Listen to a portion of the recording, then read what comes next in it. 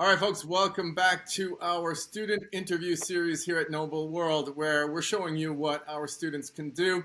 And our topic now is Japanese history, and I have Ava with me, who is an upper elementary student.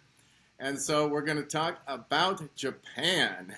And we begin where we always begin, Ava, in Knowable World, which is with the context for studying the story of any particular culture. That means the whole world. How do we capture that before we dive into any particular topic? What is this world we live in?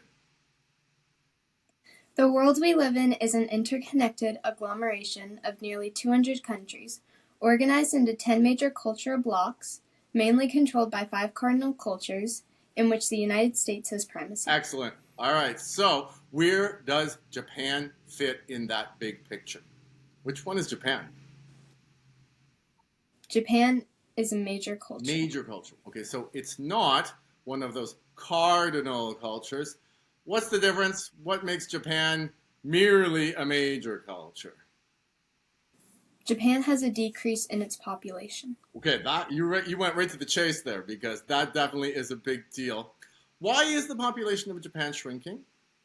Because people are having less babies. Okay, that's definitely an important one. And there's something else about Japan, which is that, well, Americans aren't having that many babies, in fact. And a lot of countries, in fact, are having fewer and fewer babies these days.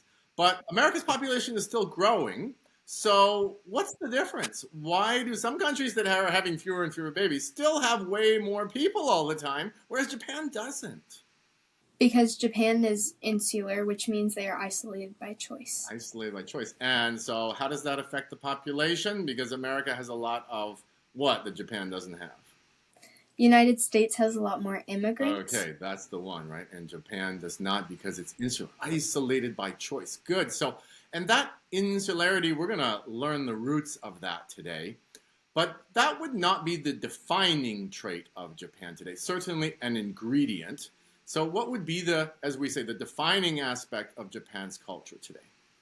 Japan is post-imperial. Japan is post-imperial. Okay, can you elaborate a little bit on what that means? What is a post-imperial culture?